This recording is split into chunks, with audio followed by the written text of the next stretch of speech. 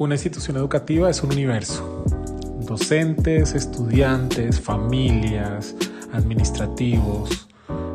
Son 1000 historias que intervienen en uno solo. Hoy nos reunimos. Quien les habla: Abel, Orlando, Tatiana, Edwin, estudiantes de maestría en educación, para reflexionar sobre esas prácticas y esas teorías de aprendizaje que intervienen. Nos vamos a enfocar en la parte académica, nos vamos a enfocar en cómo hacer esa reflexión académica a partir de las prácticas, cómo identificamos esos elementos que nos responden al modelo educativo y cómo generamos esas acciones transformadoras.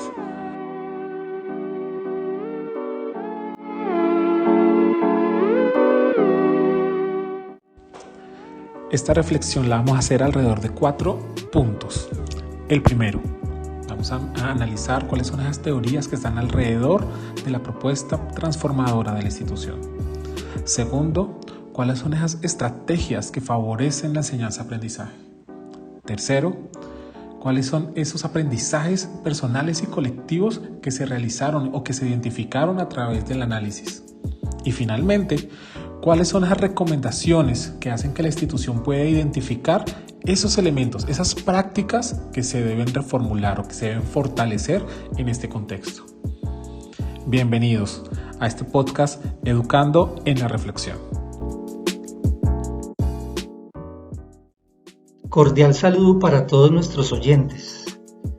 Para la transformación de las prácticas pedagógicas podemos hacer uso de los elementos y herramientas que nos proporcionan las teorías contemporáneas, es decir, el constructivismo de Piaget, Brunner y Vygotsky, la pedagogía liberadora propuesta por Paulo Freire, el humanismo de Maslow y Rogers y el enfoque histórico-cultural de Vygotsky, teniendo en cuenta que las prácticas pedagógicas tradicionales se basan en su mayoría en las teorías conductista y cognitivista, las cuales desde luego hacen grandes aportes a los procesos de enseñanza y aprendizaje, pero con enfoques no siempre acertados de parte de los docentes. El constructivismo es una de las teorías que más proporciona elementos para la transformación de la práctica, ya que nos propone crear marcos teóricos que se adapten a las necesidades de los estudiantes en sus contextos sociales y culturales, teniendo en cuenta sus experiencias y reestructurando el conocimiento previamente adquirido. Responde a la pregunta fundamental: ¿cómo construye su conocimiento el ser humano? En el constructivismo, el estudiante es el sujeto activo, constructor de su conocimiento. Lo construye a partir de su interacción con el medio y transforma su cognición en un proceso evolutivo. La práctica pedagógica constructivista requiere estructurar adecuadamente los contenidos educativos y el estudiante participa de manera dinámica e interactúa directamente con el conocimiento y con el medio social, propiciando aprendizajes de manera colectiva o colaborativa que se enriquecen en la actualidad con la adaptación y el uso de las herramientas de las TIC. Quiero hablarles sobre esas estrategias que desde nuestra perspectiva y según el ejercicio realizado en la actividad anterior favorecen el proceso de enseñanza y aprendizaje. Es necesario que se detallen bien las dificultades de cada uno de los estudiantes. Esto con el objetivo de que se puedan establecer espacios continuos donde se puedan fortalecer esos conceptos y esas habilidades en donde los estudiantes presentaron sus dificultades. Es muy importante también que esas dificultades queden por escrito y, si es posible, compartirlo con los otros docentes para que ellos nos apoyen desde las otras áreas, también fortaleciendo esas dificultades que tuvieron los estudiantes. Es necesario no imponer la norma con los estudiantes. Esto nos favorece el proceso de enseñanza y aprendizaje. Se debe realizar con los estudiantes un diálogo formativo, recordar que el estudiante está en el centro de ese proceso de aprendizaje y por lo tanto él no es un actor pasivo dentro del aula. Entonces lo tenemos que escuchar, qué dificultades tienen, por ejemplo en cuanto a la puntualidad, en cuanto a lo que es el respeto a clase. Y llegar con ellos a acuerdos, que ellos entiendan, comprendan la importancia de lo que es, por ejemplo, la puntualidad y del respeto a clase. Entonces, a través del diálogo podemos llegar nosotros con ellos a acuerdos. Es necesario también construir aprendizajes colaborativos.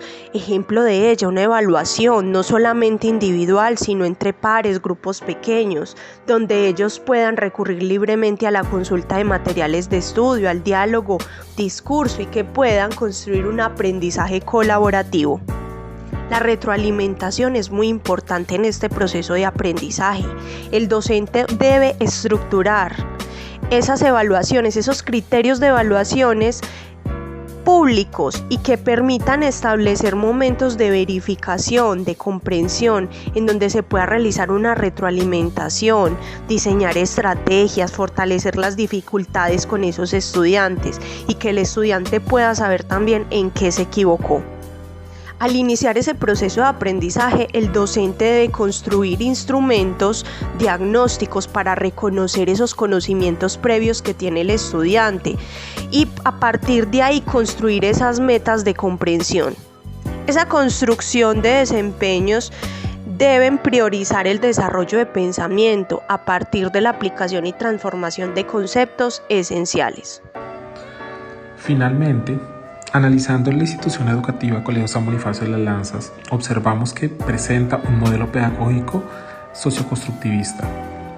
Este modelo pedagógico es asumido por la comunidad desde hace muchos años. Ha sido construido desde ella y se observa muy estable en su desarrollo. En general, sus prácticas pedagógicas representan el modelo constructivista, desde la misma indagación hasta la construcción de desempeños de comprensión que verifican y dan cuenta de la comprensión del estudiante, de la aplicación de los conceptos y los procedimientos y sobre todo una construcción de valores muy sólida desde los mismos principios institucionales. Sin embargo, bajo este marco se han observado algunas acciones aisladas de docentes que no responden a este modelo, que fueron enunciadas en este trabajo. Es importante una constante revisión, una constante acompañamiento a todos los docentes para poder identificar estos elementos. Una inducción a docentes nuevos, una reinducción a docentes antiguos de manera permanente.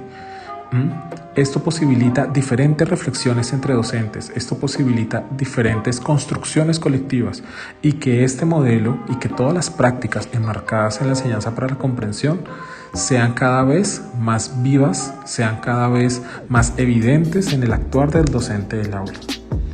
Este docente está enmarcado, debe garantizar un trabajo por competencias, desarrollando un proyecto transversal en la institución como es las habilidades del pensamiento. Otros de los indicadores que se presentan para percibir o para identificar estas prácticas pedagógicas que deben ser transformadas es la voz del aula, el ambiente del aula, la voz del estudiante. Escuchar al estudiante es un acto permanente. Escuchar al estudiante, conocer sus intereses y a partir de sus intereses hacer una propuesta didáctica permitiría que estas prácticas docentes que deben ser transformadas sean transformadas en sí, sean transformadas desde su misma planeación. La voz del estudiante permite medir su nivel de motivación, su motivación hacia el aprendizaje y no hacia la nota, su motivación hacia el constructo, su motivación hasta la práctica de toda esa mano de conceptos y procedimientos que se han desarrollado. Bueno, con esto vamos dando cierre a nuestro podcast que hemos denominado Educando en la Reflexión, porque somos unos convencidos de que la única forma de generar elementos muy significativos en el aula es a partir de la reflexión docente. No trabajar como docentes aislados, sino trabajando en equipo, reflexionando sobre el mismo actuar. Es como cada vez podemos hacer y generar aprendizajes cada vez más significativos. Muchas gracias.